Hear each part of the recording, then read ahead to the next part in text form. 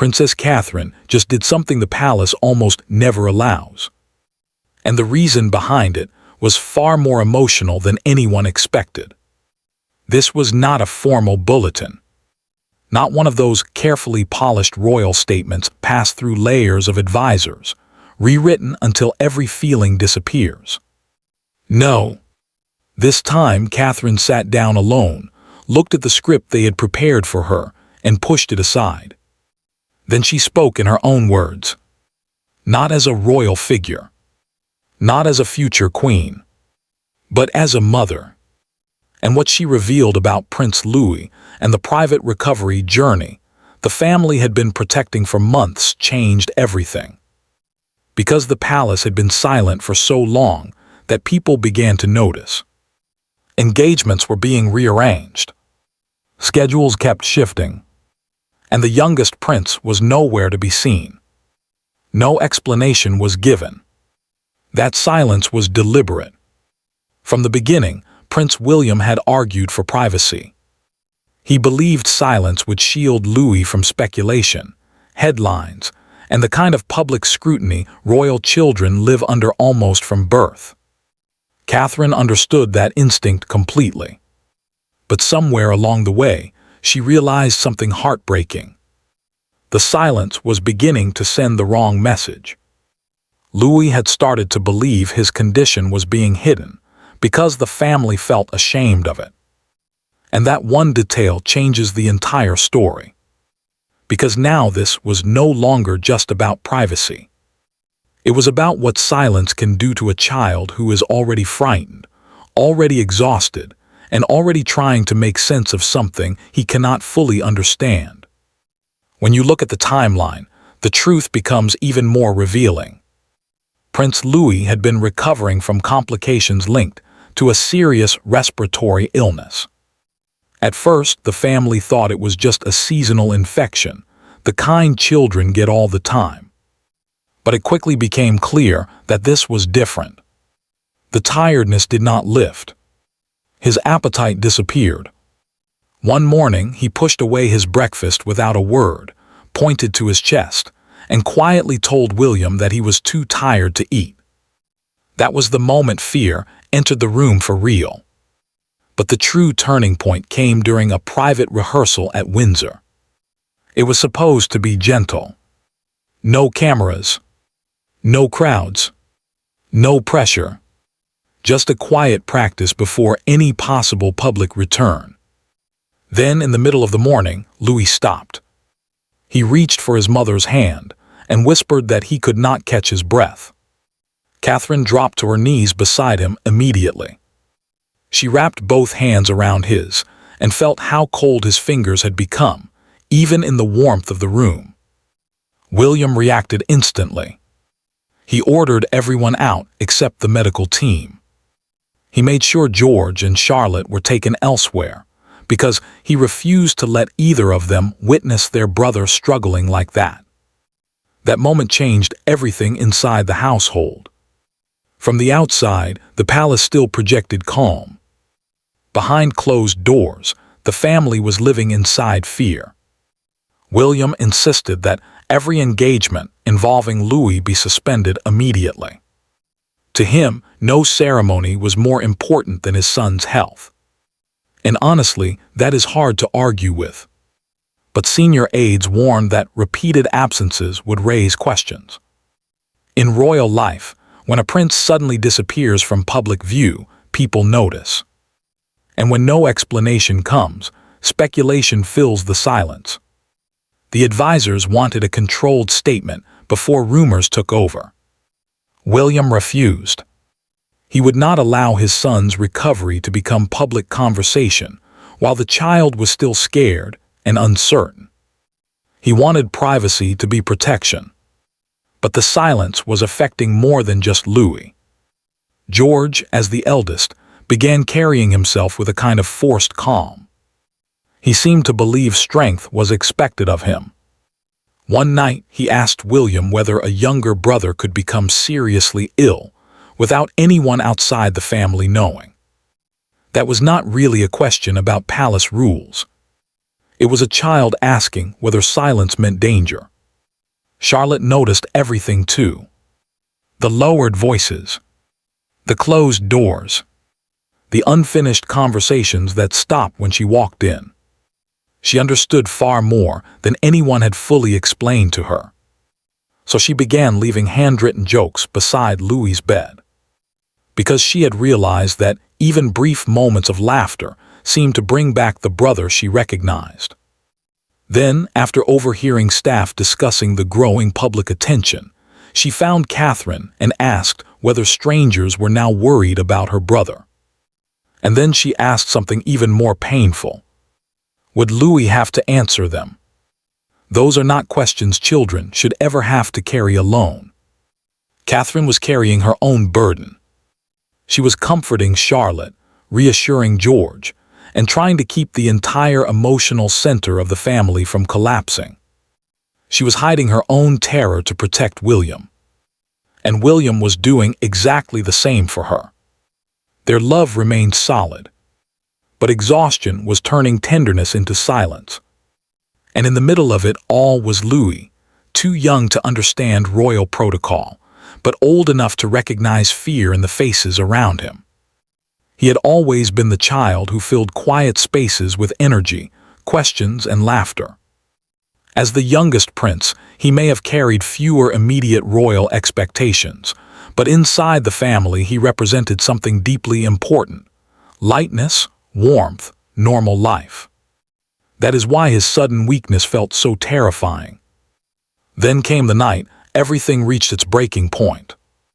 After the children had gone to bed, Catherine placed two things in front of William. On one side was the palace-approved statement, careful, polished, safe. On the other were her own handwritten pages. The official version said all the right things. It mentioned recovery. It acknowledged progress. It protected privacy. But to Catherine, it felt empty. It described improvement without admitting fear. It spoke of progress without reflecting what the family had endured. And worst of all, it contained no trace of the boy at the center of it all. William read the opening lines and immediately shook his head. He reminded her that once a message becomes public, it never truly belongs to the family again. It gets replayed, analyzed, archived, discussed by people who have never met the child whose pain it describes. He asked her if she was prepared to see their son's recovery turned into public material. His voice rose, then stopped. Because the anger was not really anger. It was fear. But this time Catherine did not back down. She told him that Louis had begun to believe his condition was being hidden because the family felt ashamed. She pushed the polished draft aside and said the official language protected the institution, but it did not protect the child. She reminded William that George was watching every closed door, that Charlotte was leaving jokes beside her brother's bed because she understood laughter had become part of his healing. That silence was no longer protecting only one child. It was shaping all three of them. Then she told him the one thing that finally broke through. Louis had made a request of his own. He wanted to thank the medical professionals who had helped him feel safe. He wanted George and Charlotte to know that their love had mattered. And more than anything, he did not want people to think he had disappeared because he was not brave enough. William sat down. For a moment, he covered his face. And then he admitted something extraordinary. His decisions had not been driven only by privacy. They had also been driven by terror, by the fear of losing control. For a man raised his entire life to remain composed, it was a remarkable admission.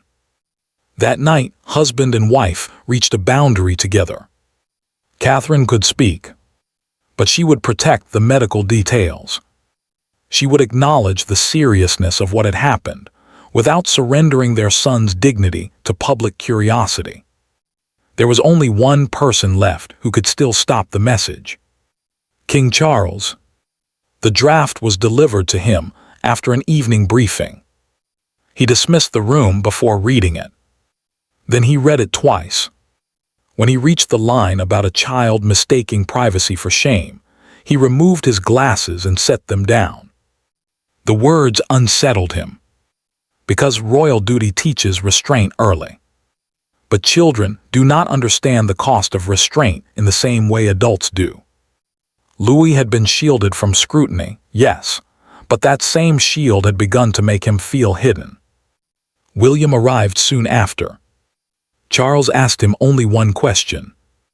Did the statement truly serve Louis, or did it simply ease the fear of the adults around him? William defended Catherine's judgment, but he also admitted what would happen the moment the recording became public. The family would lose control of the story. Reporters would reconstruct timelines. Commentators would revisit absences. People would go looking for details the family had deliberately protected. A safer version had already been prepared by communications officials. But it removed Louis's wish to thank the people who had stood beside him. Charles rejected that version. He decided that a message stripped of the child's own meaning might protect the monarchy, but it would fail the person at its center. So he gave his approval. But on one condition. Louis had to hear every word before the recording was released. And he had to understand exactly what the public would know. Catherine read the final statement to her son in private.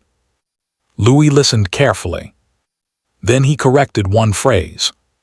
He did not want her to say he was merely doing better. He wanted people to know he was getting strong again. She changed it immediately. And in that one revision, the heart of the story became clear. Not weakness, not fragility, strength returning. Charles approved the final wording with a handwritten note that reportedly said, "Truth delivered with restraint can protect the crown more honestly than silence." Then the recording was released. Catherine spoke calmly. She thanked those who had protected Louis. She acknowledged the seriousness of the journey, and she confirmed that his strength was returning. The response was immediate. Phones rang. Headlines appeared. Messages flooded the palace. But something unexpected happened. The tone began to change. Yes, some broadcasters tried to build timelines from Louis's absences. Some commentators studied older footage and searched for clues. William switched off the television, refusing to let his son's recovery become entertainment.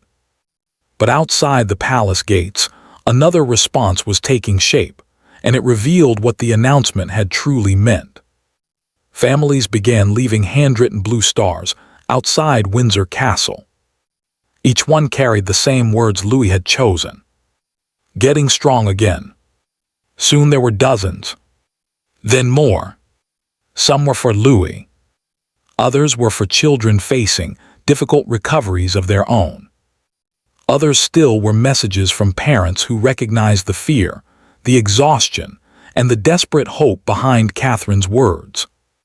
Windsor Castle has witnessed celebration, mourning, and national uncertainty. But now its gates held something quieter and perhaps just as powerful proof that one family's fear had reached thousands of others. One newspaper placed Catherine's calm face across its front page beneath the words, "A mother's voice."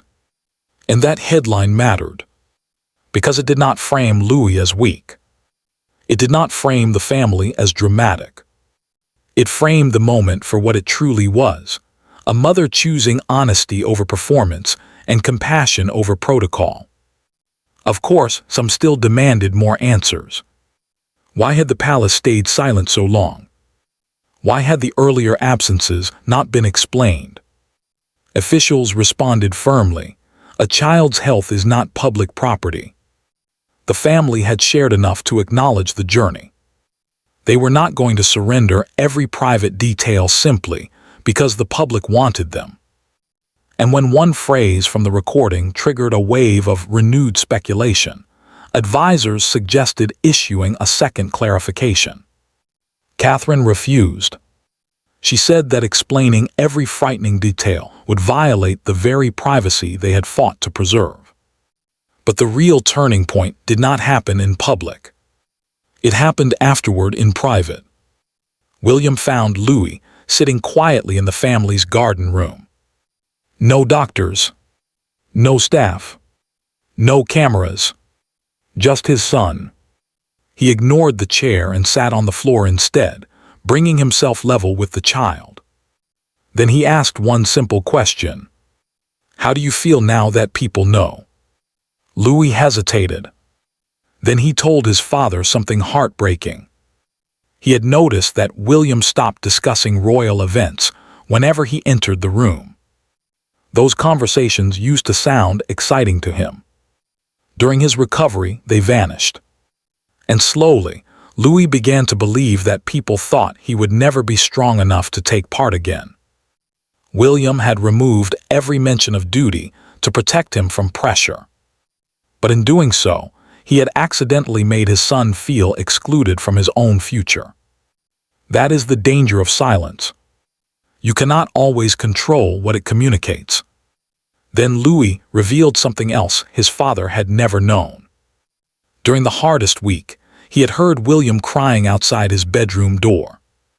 He had pretended to be asleep because he did not know how to comfort him.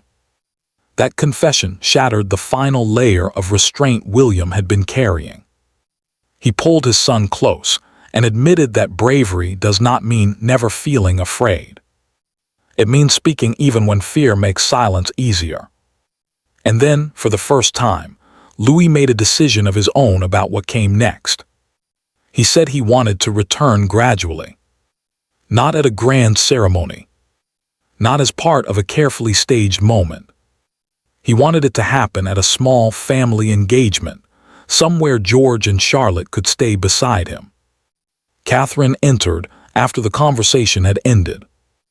One look at William's face, one look at Louis, and she understood that something fundamental had shifted. Together, the parents agreed there would be no more pressure. No staged appearance. No forced return. Nothing until their son felt ready himself. When that day came, Louis's first return was quiet. It happened at a small family gathering, connected to a children's community project. There was no advance publicity. No formal speech. No demand that he perform confidence for the public. Before going inside, he paused. Charlotte took one of his hands. George took the other. Catherine did not urge him forward. She did not hide his hesitation. She simply waited until her youngest son chose the moment for himself. Then the three children crossed the threshold together. And in that instant, William understood something he had not fully understood before. Recovery does not mean rebuilding the exact image that existed before illness. It means creating a new sense of safety. He had once believed privacy was measured by how much the family withheld. Now he understood that silence could protect a child physically, while still leaving him emotionally alone. Catherine learned the opposite lesson. Honesty could free Louis from shame. But honesty could never become an excuse to expose every private detail. That is why she chose the personal recording. It allowed her to speak the truth without tearing down the boundaries her son still needed. Later, Charles reportedly admitted in a private family conversation that the monarchy had not been weakened by the disclosure. If anything, it had been strengthened, because it had faced hardship without turning pain into spectacle. And when Louis completed that quiet gathering and returned to his parents, he did not ask whether he would ever be allowed to come back. He asked when he could do it again. That was the final victory. Not a headline. Not a statement. Not palace approval. That question. Because it meant hope had returned before duty did. His recovery remained gradual but stable. And the family made their choice clearly. His health, his confidence, and his childhood would come before any ceremonial expectation. Catherine later received a photograph of the blue stars left outside Windsor. She pressed her fingertips to one message written by another child and quietly asked that the display be preserved for Louis. William read a letter from a father who had struggled to explain illness to his own children, and in that moment, he understood that their honesty had reached far beyond palace walls. Louis chose one star to keep beside his bed. Its message was simple. You were brave even when you were resting. And perhaps that is the line that says it all. Because Catherine's decision was never about rebellion. It was never about publicity. It was never about breaking royal rules for the sake of drama. It was a mother correcting the message that fear had created. It was a mother making sure her son would never confuse a private struggle with shame. For months, the family believed love meant building walls around him.